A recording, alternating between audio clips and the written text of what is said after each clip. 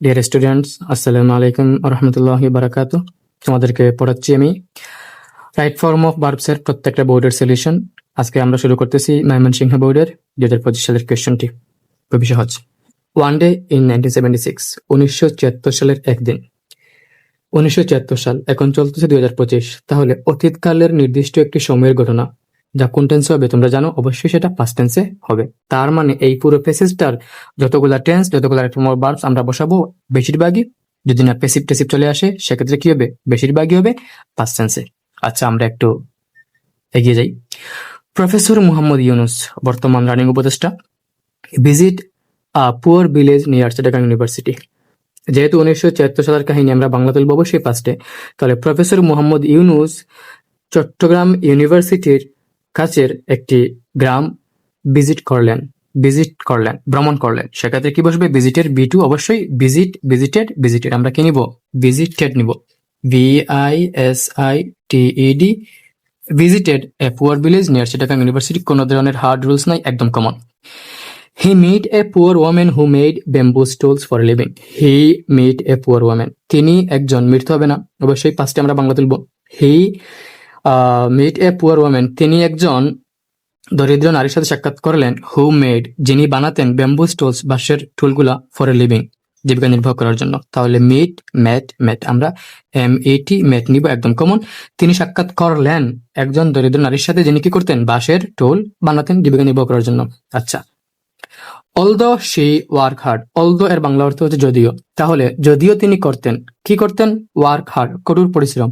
তাহলে although she worked, WORKED, work আমরা একদম এই পাঁচটাই নিচ্ছি, এখানে কোনো ব্যতিক্রমী কোনো ধরনের হার্ড রুলস নাই।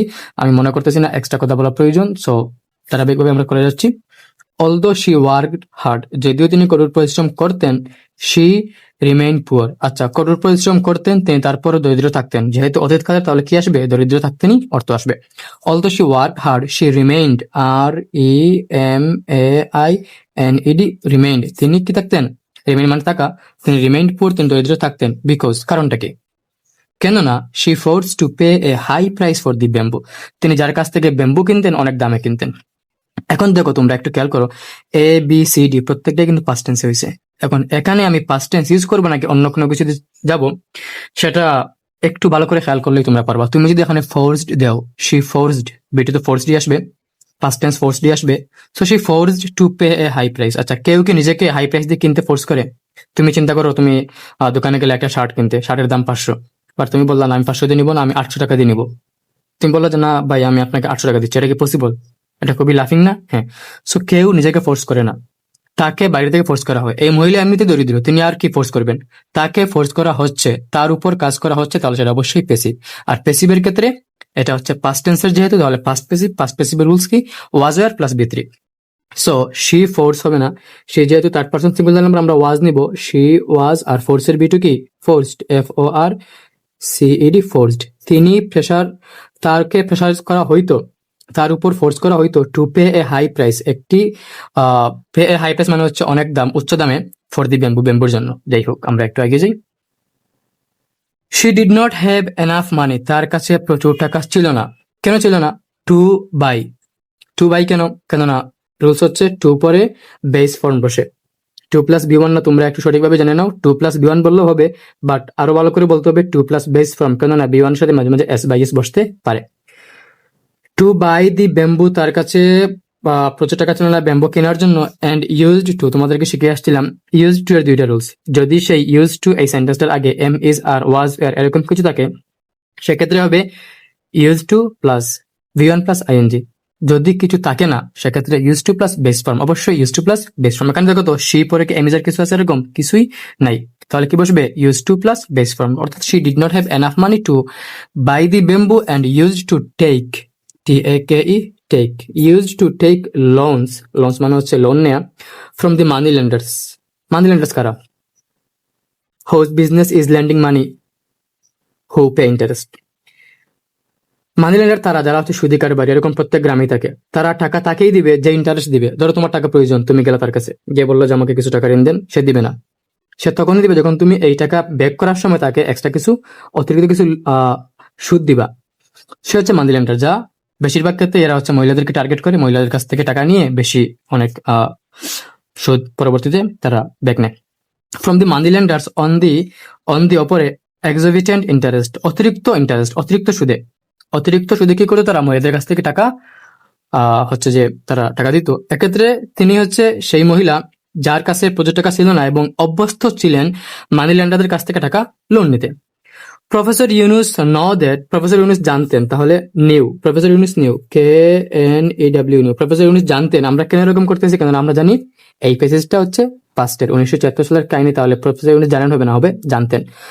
প্রফেসর ইউনুস জানতেন দ্যাট যে হি কুড নট সিম্পলি, তোমরা জানো মডাল বার প্লাস বেস ফর্ম, হ্যাঁ এটা হচ্ছে গ্রামারের ফিক্সড রুলস, মডালের পরে বেস ফর্ম বসে। He could not simply give her the money she needed, তিনি সরাসরি চাইলেই টাকা দিতে পারবেন না সেই মহিলাকে, শি নিডেড যা তার প্রয়োজন, বিকজ কারণ কি, এখানে একটু আমি ডিটেলস বলতেছি, একটু খেয়াল করো তোমরা। বিকজ ইট রব মানে হচ্ছে হরণ করে নেয়া, দি ওয়ামেন অফ আর ডিগনিটি। আচ্ছা, তুমি কিন্তু চাইলেই কাউকে পকেট থেকে কিছু টাকা বের করে দিতে পারবে না। তুমি কি করতে পারো, ঋণ দিতে পারো, তুমি হয়তো পরবর্তীতে নিবাও না, তাও বলবা কি ঋণ, এটা কিন্তু কি হবে না, এটাও ওই মহিলার সম্মানে আঘাত হানবে না। আচ্ছা দেখো, যদি প্রফেসর ইউনুস টাকা দিতেন, হি কুড নট সিম্পলি, আগে আমরা এটা সলভ করে ফেলি, হি কুড নট গিভ, তিনি দিতে পারবেন না। কেন পারবেন না? বিকজ ইট রব the women of her dignity, এটা ওই মহিলার সম্মান হানি করবে, সম্মান আঘাত আনবে। এক্ষেত্রে এই যে টাকা দিলে সম্মান হানি হবে, এটা একটা সম্ভাবনাময় সত্য। তো সম্ভাবনাময়, এগুলাকে সম্ভাবনা মডেলের কাজ হচ্ছে কি করা, এমন জায়গায় ইউজ হবে যেগুলো কি বুঝাবে মোটামুটি ভাবে সম্ভাবনা, যেমন ইট মে রেইন, বৃষ্টি হতে পারে, হি মাইট জয়েন, সে আমাদের সাথে জয়েন হলেও হতে পারে। তো সম্ভাবনাময় এরকম কোন ক্ষেত্রে আমরা ইউজ করি মডাল ভার্ব, এক্ষেত্রে মডাল ভার্ব ইউজ হবে it would rob, it WOULD, it would rob the women of her dignity. Professor Yunus যদি নিজ কি করতেন, পকেট থেকে কিছু টাকা বের করে দিতেন, সেক্ষেত্রে কি হইতো, মহিলার সম্মানে হানি হইতো। ইনস্টেড, এর পরিবর্তে, যেহেতু তিনি একজন মেধাবী লোক, instead he asked the people in the village, তিনি তার পরিবর্তে কি করলেন, গ্রামের লোকদেরকে জিজ্ঞাসা করলেন। তাহলে হি আস্কড, ASKED, আস্কড, তার পরিবর্তে তিনি জিজ্ঞাসা করলেন ইন দি ভিলেজ, ওই পিপল ইন দি ভিলেজ, গ্রামের লোকদের, হাউ মাচ মানি, কত টাকা, they need to start their own business, তাদের কত টাকা দরকার ছিল নিজস্ব বিজনেস শুরু করতে, দরকার ছিল, তাহলে needed, NEEDed, needed to start their own business and, এবং ফ্রি দেমসেলফ, নিজেদেরকে মুক্ত করতে, ফ্রম পভার্টি, দারিদ্রতা থেকে। তাহলে তিনি কি করলেন না, ওই মহিলাকে সরাসরি টাকা দিলেন না। কেন দিলেন না? কেননা দিলে কি হইতো, ওই মহিলার সম্মানহানি হইতো। এবং এর পরিবর্তে তিনি কি করলেন, বিলেজাদেরকে জিজ্ঞেস করলেন তোমাদের কার কত টাকা দরকার ছিল, এই কত টাকা দরকার পড়বে তোমাদের কি করতে, নিজস্ব বিজনেস শুরু করতে এবং নিজেদেরকে দরিদ্রতা থেকে মুক্ত করতে। He lent the money equivalent of about US $27 from his pocket to 42 women. যাই হোক, আমরা অর্থ পরে তুলি। He lent, তিনি ধার দিলেন, ঋণ দিলেন। হি ল্যান্ড মানে হচ্ছে ঋণ দেয়া, তাহলে এখানে কি বসবে, তিনি দিলেন, তিনি তো আর দেন নাই, দিলেন, তাহলে কি বসবে, ল্যান্ড, LENT, ল্যান্ড, তিনি দিলেন। দি মানি ইকুইভ্যালেন্ট, মানি বসবে না এখানে, ইকুইভ্যালেন্ট মানে হচ্ছে সমতুল্য, অফ অ্যাবাউট US$27, তৎকালীন সময়ের $27 অনেক টাকা ছিল, যদিও 60, 70, 82 টাকা করে হোক না কেন।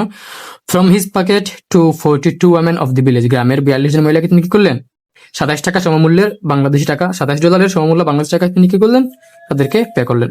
দোজ ওয়ামেন, সেই সকল মহিলারা, set up their small business and started to earn money to support their families. কিছু বার এরকম আছে যেগুলো V1, V2, V3 সেম, যেমন কাট, পুট, এক্ষেত্রে সেটও কি সেম একই ভাব। তাহলে আমরা B2 নিব, আর B তে যাই হোক না কেন এখানে কি বসবে, সেটই বসবে। তারা কি করলো, তাদের বিজনেস শুরু করে দিল, and started, এবং টাকা উপার্জন করা শুরু করলো, started to earn money to support their families, তারা নিজেদের পরিবারকে টাকা হচ্ছে যে সাহায্য করা শুরু করলো নিজেদের আর্নিং এর মাধ্যমে। এখন দেখো এই পেসেজে এন্ড পর্যন্ত প্রত্যেকটাই কিন্তু পাঁচটা গেছে, মাত্র একটা হচ্ছে পেসিভে, যেটা তুমি নিজ থেকেই পারবা, শি ওয়াজ ফোর্সড। আর তুমি যদি কোথাও ভুল করেও থাকো, তুমি হয়তো এখানে রব দিয়ে দিবা, এটা মাথায় রাখবা যে এই বাক্যের বাংলা অর্থ হচ্ছে এরকম যে ডক্টর ইউনুস যদি টাকা দিতেন সেক্ষেত্রে কি হইতো, মহিলার সম্মানহানি হতো, এটা একটা সম্ভাবনাময় সত্য। সেক্ষেত্রে আমরা ইউজ করবো অবশ্যই মডাল ভার্ব, আর এক্ষেত্রে আমরা ইউজ করবো উড। এই ভুলটা করা যাবে না, একটু ভালো করে দেখতে হবে। আর বাকিগুলো সবগুলোই যেহেতু পাস্টের জন্য আমি কি করি নাই, এক্সট্রা আর রুলস নিয়ে আলোচনা করি নাই। তারপরও তোমরা আশা করি বুঝতে পারছো, যদি বুঝে না থাকো তাহলে কমেন্ট সেকশনে অবশ্যই তোমরা কি করবা, কমেন্ট করবা। ধন্যবাদ।